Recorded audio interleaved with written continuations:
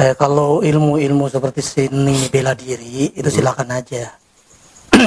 Ya banyak kan bagi ya. Kalau di Indonesia kan pencak silat, pencak silat aja terbagi lagi kan. Ada Cimande dan sebagainya. Ilmu-ilmu perdukunan ngambilnya dari Jawa ya kejawen gitu ya. Oh iya. Itu susah sebab tadi ya, kalau kita teliti gitu kan kita cek itu tadi sumbernya kekuatannya dari jin soalnya.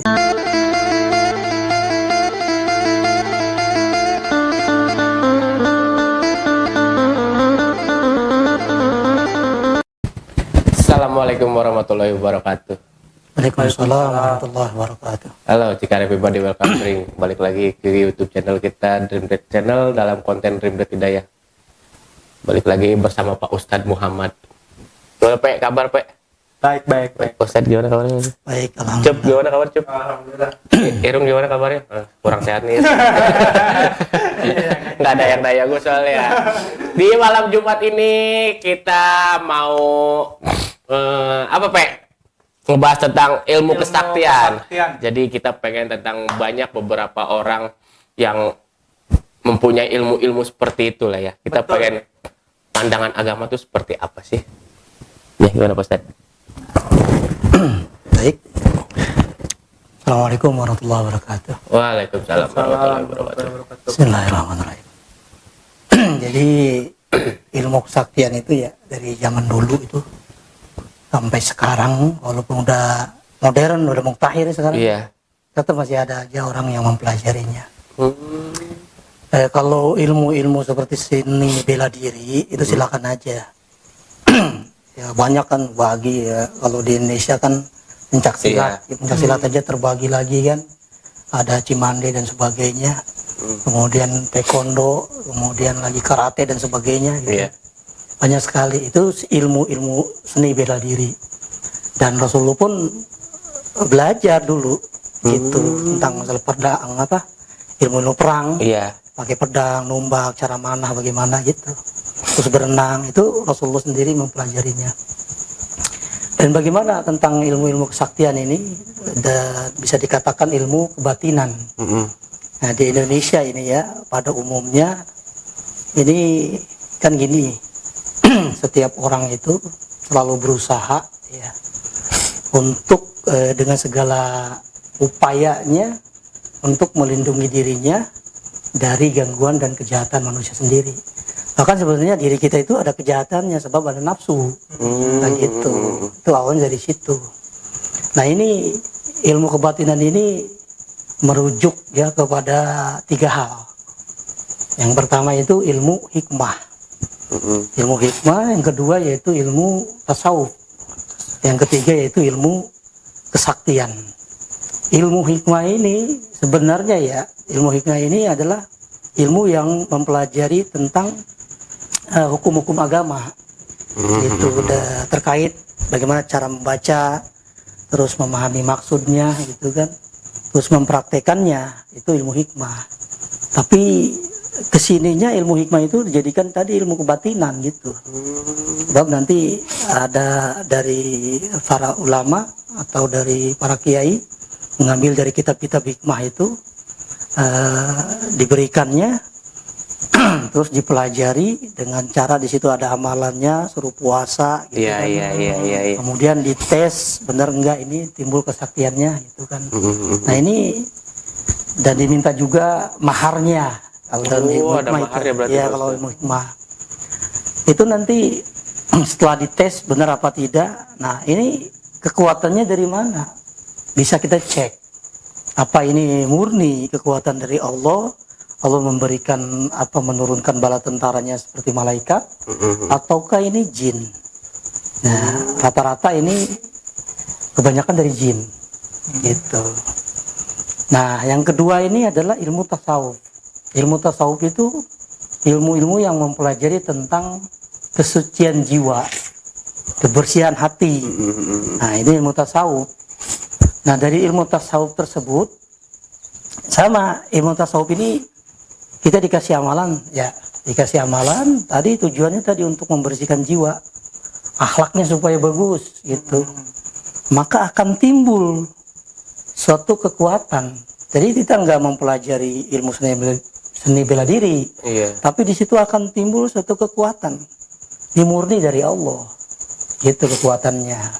Nah, di situ nanti sama dengan ilmu kesaktian yang dipelajari lewat hikmah, atau yang dipelajari lewat tadi kayak ilmu-ilmu yang perdukunan, seperti itu. Itu kan yang kalau ilmu hikmah dan tasawuf itu kan tidak dilarang oleh agama.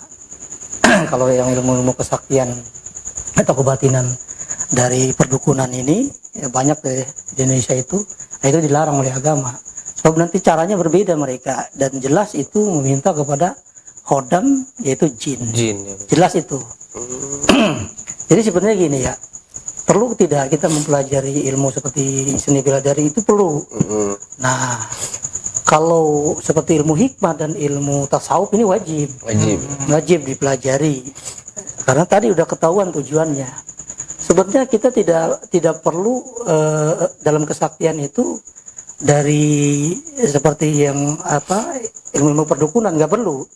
Itu dari ilmu tasawuf aja nanti akan membuahkan hasil atau memperoleh ilmu yang luar biasa. Disebutnya karomah, gitu. Karena ini banyak ilmu ya. Ilmu sebenarnya gini ya, ini kalau dari tasawuf ini ilmu yang sudah Allah turunkan kepada para nabi, kepada para aulia, ilmu ini. Jadi nanti terserah, tinggal kita nanti tingkatannya sampai mana dan levelnya. Semakin tinggi itu semakin tinggi juga ilmunya, dan semakin tinggi juga pengetesannya, artinya ujiannya. Iya. Karena kan disesuaikan. Itu. Benar. Itu tanpa disadari kita, seperti contoh bisa menghilang. Itu beneran bisa ngilang. Itu tapi tanpa dibantu oleh Jin. kekuatan hodam jin, seperti itu tidak langsung. Nah, itu berarti levelnya udah tinggi, dan rata-rata ya saya sendiri mempelajarinya itu memang benar levelnya tinggi. Untuk apa nanti? Ya tadi tujuannya kita nggak minta. Saya belajar itu untuk tadi membersihkan jiwa saya. Tetapi Allah kasih karunia yang lain dari kekuatan itu, gitu. Ya, bisalah kita misalkan itu kan pertolongan Allah juga ya. Jadi sebutnya kalau kepada orang biasa, orang mukmin biasa itu sebutnya maunah. Kalau sudah levelnya wali itu karomah. Kalau para nabi kan mujizat. Jadi kalau ngomong kan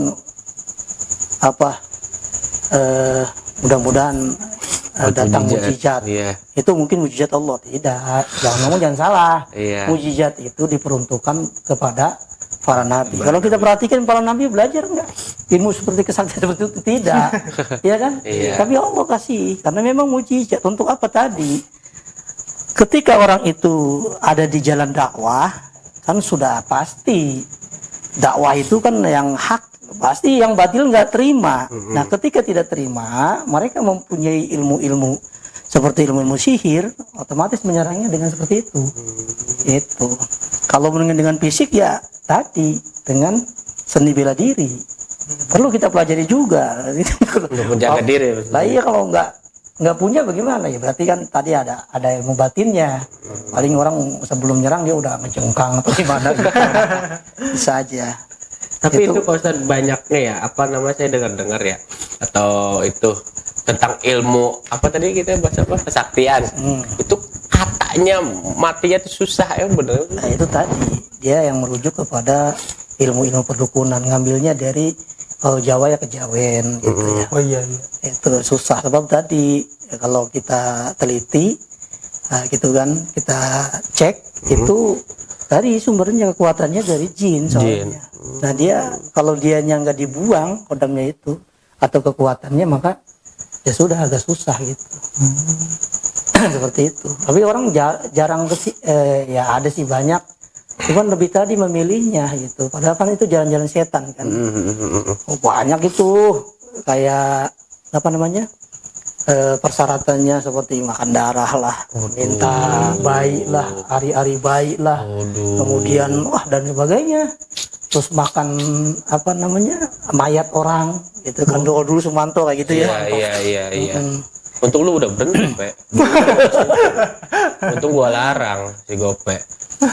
Jangan begitulah, Pe. Itu intinya. Masa lalu.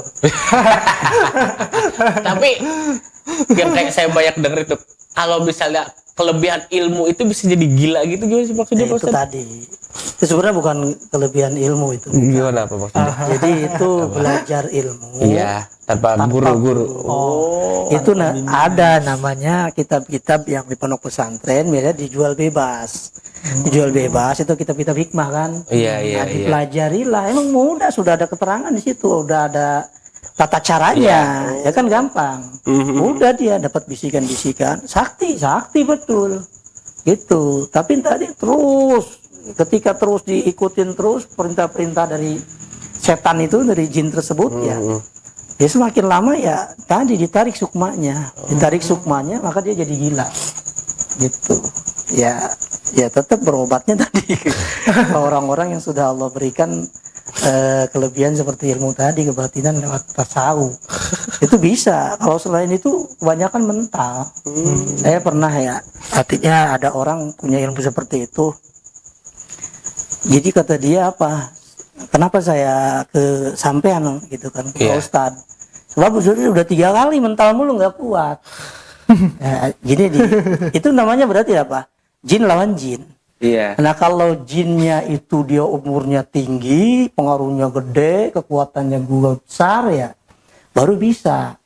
Tapi kalau misalkan jinnya yang ini lebih gede dan ini kecil ya nggak berani.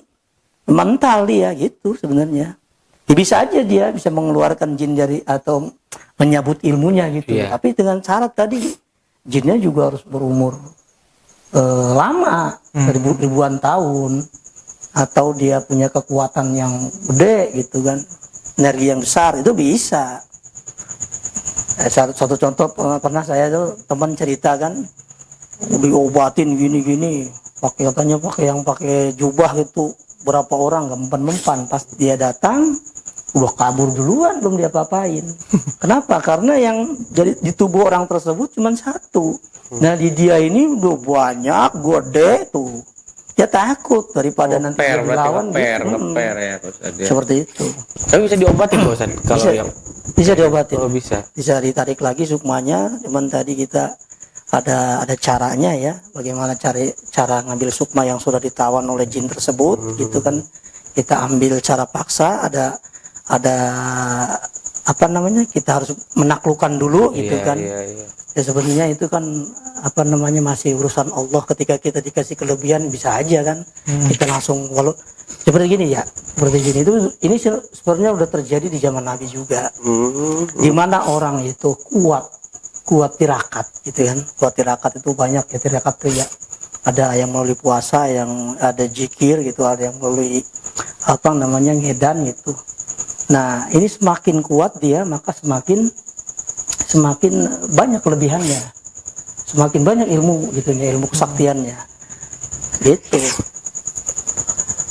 Tidak terkecuali seperti apa namanya, ilmu-ilmu yang pengambilannya dari buhun, dari kejawen. Dia kuat tirakatnya, maka kita yang jarang tirakat ya kalah juga. Itu pernah terjadi di zaman Nabi Musa kan. Nabi Musa itu apa namanya, karena si Bal'am bin Bauroh ini, jadi istrinya ini pertama sama raja itu kan, dia tergoda sama duit gitulah. Itu seorang ulama luar biasa. Nah, ini tergoda oleh duit, bujuk sama istrinya, ya udah. Akhirnya itu Nabi Musa itu apa namanya mengalami yang namanya linglung ya. Linglung selama 40 tahun. Waduh. Lama. Iya. Itu udah terjadi. Nah Nabi Musa artinya protes ke Allah, siapa yang ngerjain saya seperti ini ya Allah, sehingga saya sampai linglung begini. Bal'am bin Bauroh katanya kan gitu. Kenapa diizinin terus? Ya Allah nggak bisa gitu, Allah tetap ngizinin, cuman Allah tidak ridho. Beda ya antara ada seperti maling nih. Maling kalau Allah nggak ngizinin itu digebukin sampai mati. Tapi kalau ngizinin dia dapat hasil maling tuh. Tapi Allah tidak ridho gitu. Kalau izin pasti diizinin. Dan belum tentu juga masalah kebenaran tuh diizinin sama Allah, belum tentu juga. Itu kan, kadang nggak terjadi. Oh, kita mau buat benar kok nggak terjadi nih, karena nggak ada izin Allah. Itu ada yang lain lagi itu. Tapi Allah ridho dari niat kita itu. Nah ini seperti itu juga. Maka kata Nabi Musa, ya Allah kalau begitu saya minta juga Bal'am bin Bawrah ini dimatikan dengan tidak Islam. Itu tuh seorang ulama itu luar biasa gitu. Nah ini terjadi. Nah seperti sekarang juga kita seperti itu. Kalau kita memang tirakatnya nggak kuat, sedangkan yang artinya mengambil dari ilmu setan dia lebih kuat tirakatnya, maka Allah kasih juga kelebihan karena dia tadi tirakat. Allah nggak ngilangin, oh nggak bisa batal, nggak bisa. Tapi Allah kasih kelebihan. Misalkan dia mempunyai ilmu sihir gitu kan, Allah kasih kelebihan. Nah tinggal kita kurang tirakatnya ya kena gitu. Rasulullah pernah nggak disantet waktu itu? Pernah, ada kejadian. Maka ini sebenarnya itu kan orang-orang kuat gitu kan, orang-orang pilihan, tapi kena juga. Nah jadi Allah tidak memungkiri. Allah tidak memungkiri, tetap Rasulullah kena santetnya sejenis boneka yang diikat itu buhul. Dimasukkan ke dalam sumur, kemudian bonekanya ditindih sama batu. Itu nggak bisa, kalau gitu nggak bisa napas gitu, udah nggak bisa bergerak. Tapi zaman dulu itu ya. Dikasih tahu oleh malaikat Jibril. Ya, artinya diguna-guna gitu, disantet. Nah, udah akhirnya diambil itu boneka, dibuka talinya, maka Rasulullah lega gitu. Seperti itu. Oh itu Rasulullah kena gitu. Yang buat tadi ya, cuman tadi ya itu. Ketika kita artinya, makanya tadi ilmu tasawuf itu lebih unggul lah. Kalau untuk masalah kesaktian itu ilmu tasawuf lebih unggul. Cuman jarang orang ngambilnya ke sini. Malah senangnya tadi ke hikmah, dia nanti dikasih amalan dengan mahar, walaupun maharnya gede. Lebih senang ke situ. Kalau di lebih cepat kayaknya Pak Ustadz ya? Lebih cepat gak? Ya lebih cepat emang. Bener lebih cepat itu. Kalau dari tasawuf kan kadang-kadang orang berat ngamalinnya. Padahal justru itu lebih unggul sebenarnya. Dan bisa artinya apa yang dia peroleh dari itu ya bisa ditarik sebenarnya gitu. Ini kan ilmu sumber-sumber semuanya dari Allah. Maka ketika kita mau kembalikan ke Allah bisa saja. Dengan izin Allah bisa dikembalikan lagi gitu. Seperti itu kalau mau kesaktian itu. Gimana Pak? Ada pertanyaan lagi? Buntu ada Pak Ustaz. Biasanya kan begitu jawabannya. Iya. Kayaknya udah kejawab semua nih. Kayak gitu. Lalu seperti itu. Ada. Oke, satu lagi ayo. Satu lagi ya? Iya. Apa Pak Ustaz? Apa ada perbedaan Pak Ustaz antara ilmu hitam sama ilmu putih? Ya tadi ilmu hitam, ilmu putih. Iya. Itu hanya bahasa aja sih sebenarnya. Ilmu putih itu tadi pengambilannya dari hikmah dan tasawuf. Iya. Tapi kalau ilmu yang hitam itu tadi Benar Pak, berarti udah kejawab semua. dari dari perdukunan. Jadi nggak usah nanya Pak, udah kejawab semua. Benar ya. Iya benar buntu udah tutup kali ya. Tuh kan kita udah nanya. Iya ya. Kalau kita tapi ini nggak menginginkan sakti, enggak. Cuman tadi nanti kalau kita udah dikasih sama gurunya, ya tadi juga ya kalau ilmu tasawuf itu kan dari disebutnya torekot. Nah torekot ini jangan cari torekot yang palsu atau abal-abal, banyak juga. Kita cari yang benar-benar guru. Ya tadi aja seperti kata Syekh Abdul Qadir Jailani, guru yang bisa melihat batin. Artinya mata batinnya sudah terbuka. Nah itu kita harus deketin, jadikan guru, kemudian kita pinta. Kalau bunda dipinta emang dia artinya emang sudah harus menyebarkan seperti itu gitu. Untuk ya tadi untuk manusia supaya tadi batinnya itu bersih, itu kan akhlaknya bagus itu. Nah itu nanti akan timbul suatu kesaktian gitu. Kalau nggak perlu dipinta ya. Itu yakin, sampai sekarang saya masih yakin dan ada itu kelebihan dikasih oleh Allah itu. Suatu waktu kalau ini misalkan dipakai untuk kejahatan misalkan ya, gitu kan bisa aja pakai untuk kejahatan. Nanti juga guru tahu bertanggung jawab dan bakal dicabut, gitu kelebihan kita. Karena nanti kalau gitu kan merugikan. Nantinya guru yang memberikannya itu nggak rugi kan, ke bawah dia. Karena beliau yang memberikannya dan dicabut nanti bisa itu. Tapi kalau seperti apa yang dilarang oleh agama gitulah, itu bisa dicabut juga, bisa dicabut, kemudian bisa dicabut, ilmu semuanya bisa dicabut gitu kan. Cuman tadi juga harus berantem dulu dan sebagainya gitu kan. Itu kalau pengen sakti nggak perlu dipinta, tapi kita belajar dari sumbernya yang asli, yang benar-benar artinya yang mutabaroh itu beliau ini punya guru itu dari guru nyampe ke Rasulullah, itu namanya mutabaroh. Nah seperti itu langsung paten. Ketika guru mengijazahkan, kemudian kita praktek belum apa-apa, kita praktek udah ada dikasih kelebihan. Karena apa tadi asli gitu. Tapi kalau yang kayak hikmah, Langsung gitu kalau apa namanya belum selesai puasanya itu belum datang. Jadi untuk yang di luaran sana yang mau berilmu Biar kebal. biar kebal, biar apa? ya janganlah intinya mah ya. Tapi kan semuanya kembali lagi kepada masing-masing lah ya, masing-masing mau seperti apa. Intinya kan ilmu yang paling kekal dan abadi itu ilmu yang dari Allah Subhanahu wa taala. Betul. Ya, pokoknya gitu ya. Pokoknya Cikar Pribadi, Pak Ustadz terima kasih untuk waktunya. Yap, Mudah-mudahan semuanya dapat hidayah dari sesudah nonton konten kita ini ya Pak ya. Iya. Ya walaupun kita nggak benar-benar amat lah ya. Tapi istilahnya kita ingin membuat orang benar sedikit. Ya, terima kasih untuk semuanya Cikar Pribadi. Thank you everybody. God bless you.